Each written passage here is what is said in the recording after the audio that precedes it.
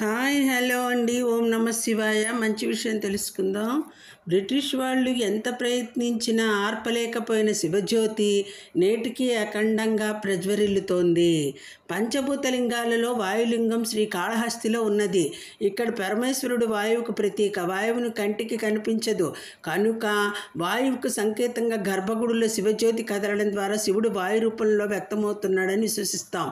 గర్భగుడిలోకి వేరే ఏ మార్గం ద్వారా గాలి ప్రవేశించడానికి వీలు లేదు. అయితే బ్రిటిష్ వాళ్ళు మనలను పాలించే రోజుల్లో మన విశ్వాసాన్ని మూఢనమ్మకంగా రుజువు చేయాలన్న ఉద్దేశంతో ఆలయం తలుపులన్నీ మూసేస్తే గాలి అందక శివజ్యోతి ఆరిపోతుందని చెప్పారు.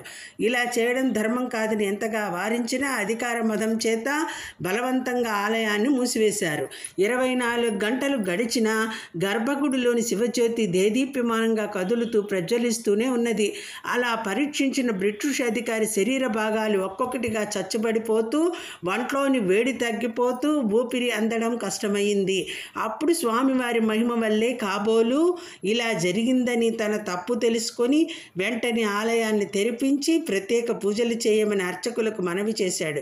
తనని ఆలయంలోకి తీసుకెళ్లమని చెప్పి అక్కడ స్వామివారిని సేవించగా పూర్ణ చైతన్యం కలిగింది.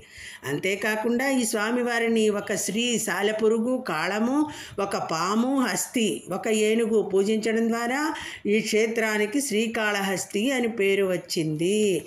ఇదండి వీడియో. ఓం నమ శివాయ. వీడియో నచ్చితే లైక్ చేయండి. సర్వం శ్రీకృష్ణార్పణం.